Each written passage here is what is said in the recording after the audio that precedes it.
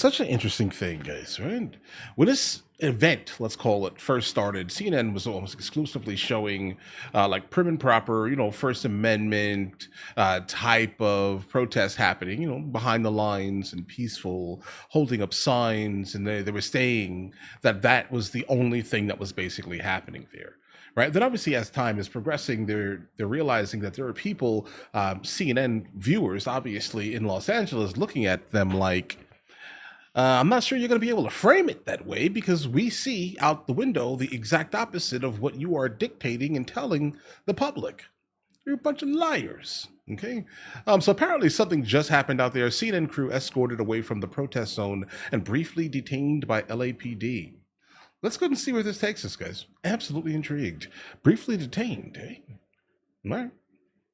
Let's jump into it. Oh, wait, hold on.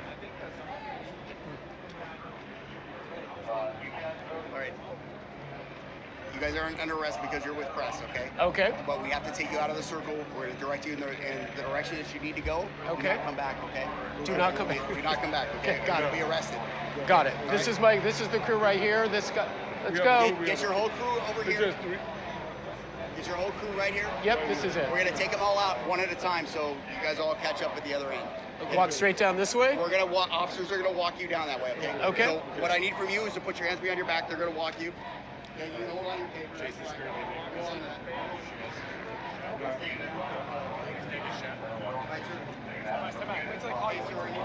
How are you? I'm well, thank you. How are you?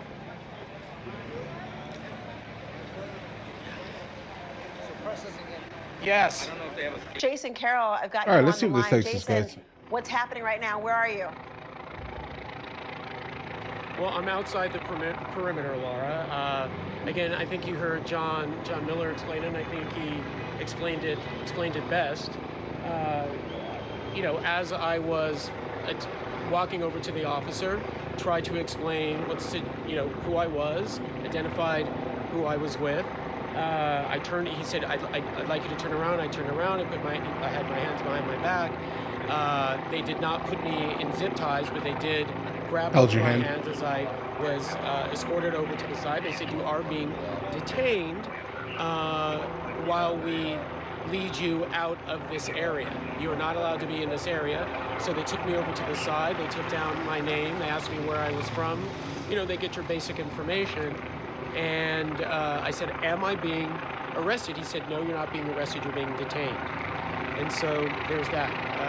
Right, that's as fine. Press, these are some of the They're within their things rights. that you take a lot of risks as press. This is low on that sort of scale of risks, but it is something that I wasn't expecting. Simply because we've been out here all day. I've covered any number of protests, and normally there's the officers put the press realize that the press is there doing a job, so to speak. And but again, this is what happened. It did not last long. Felt a little longer than what it was, but there you have it. But we are now outside the perimeter, and the protest, at least at this point, is being concluded, getting back to the reason why we're here and reporting on why we were here. They're making a number of arrests of those demonstrators who were left, about a couple of dozen or so. They had put out the announcement that anyone who was still here would be put under arrest for failure to disperse. And so at that point, that's when they took those demonstrators into custody after they had sort of boxed them in. But at one point we did ask, hey, can we get outside this perimeter so we can get a better shot? We were denied and told that we were not allowed to leave. And so at that point, as I told you before it happened, we would sort of play it by ear, and that's how it went down. Okay. Jason Carroll, please stand by. All right, guys. I definitely want to hear his overall opinion here. It's intriguing, though. Guys, I don't blame the cops at all in this instance. And normally, I'm pretty much a hawk when it comes to our First Amendment and being able to kind of be in the public specifically. How can someone be taken out of the public? That doesn't make any sense. But in this context here, pretty much based off of these extraordinary circumstances, I do think for the safety of obviously the officers, safety of the actual the press, let's say, guys. the best thing for you was to be taken out of this area. Period. I mean, I get it. You want to grab some footage, but you are in fact in a zone that has been deemed to be pretty much unlawful, right? You don't have an escort from the police. You're there just to be there, to get a story, right? And that's not enough to for you to be basically left alone, let's say, to your own devices within an area that they have deemed as like an unlawful assembly. You have to go.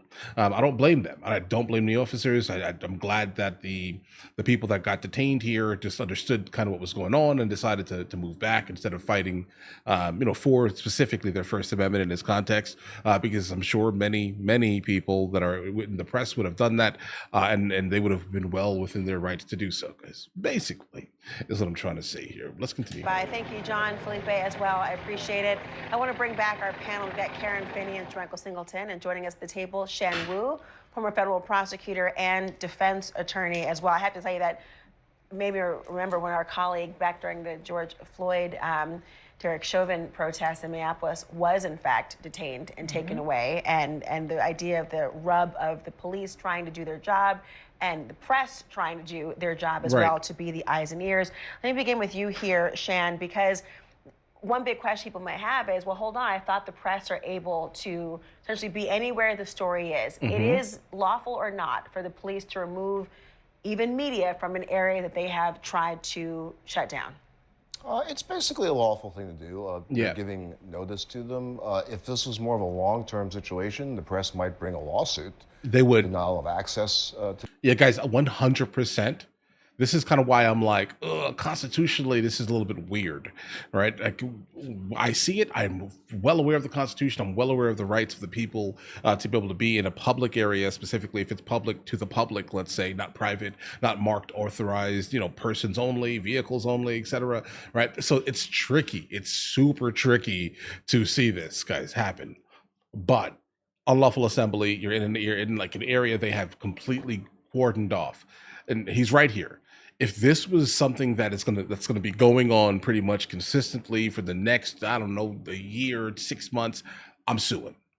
You can't pull me out of somewhere that's public, regardless of whatever's going on. But in this context here, it's tricky, but it makes sense. To the area, but in that situation, it seems fine. I'm not familiar with the particular California provision that John was citing to, but I mean, under a normal Fourth Amendment analysis, I'm not sure what the cause was for detaining. Fourth really Amendment. Just escorting him out of the area. Let's talk about the law that's really talking about lawsuits here. Governor Gavin Newsom, as you well know, has brought a lawsuit. Now, obviously, the priority immediately is going to be dealing with what's happening right now in the streets and trying to quell that. But the idea that there is a lawsuit right now from the governor because of the president's decision to introduce non-law enforcement and instead military National Guard, what is your take on that viability? It's a very strong lawsuit because what the president's administration has done is they, contrary to his sort of garbled invective sometimes, he's not actually invoking the Insurrection Act. They're trying to proceed under 10 U.S.C.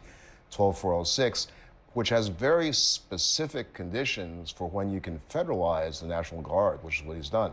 Those conditions are you have to have an invasion, rebellion, or the president can't carry out the regular functions. For example, Nixon invoked this provision when there's a mail carrier strike, couldn't deliver the mail. Certainly on its face, none of that seems to have been met here. I mean, judging from what we just saw, That's your opinion. That's your biased opinion, specifically. Trump absolutely, in fact, labeled a good amount of the individuals, specifically TDA, as like the big bad guys, right? And generally you chase after the big bad guys, right? Harshly, let's say. And he's saying that these individuals, in fact, some of them are in fact that. So if they're labeled as the big bad guy, the T word, right? Then by all definitions, he's going to say that there's a foreign force, for the most part, invading the United States of America. That's what he is saying kind of in his head. And a good amount of the people around him agree with that same exact kind of standpoint. So he has no problem with this here. But I did point out yesterday that I'm not specifically a fan at all of the concept of enacting any type of insurrection act in the United States of America. I'm not a super fan of that because I think it sets a bad precedent the Republicans are not going to be in office indefinitely. And if you say, and if the Democrats get in office and they just do not like the overall, ideologies or opinions or protests specifically coming from the right, then what do you think is going to happen, bro? They're going to immediately, go back to when Trump decided to federalize the National Guard and then also send U.S. Marines into California. Guys, right? Understand that. Pretty orderly. Law enforcement's controlling it. But the president would argue, I'm sure, that the federal function was trying to exercise ICE's own rules. Yes, that's the exactly argument. what they're arguing. That's the argument. So I think, though, when the evidence is played out and they're going to seek an injunction against the president's order here, I think it's looking pretty good. The governor of California has also argued that this is a violation of the 10th Amendment, the state sovereignty aspect. So you got those two pieces states' there rights. Mix up. That's valid because, in fact, it is a straight violation of the 10th Amendment. It is, because you kind of went legitimately over the people. You went over the person running the nation state, Gavin Newsom. You did that.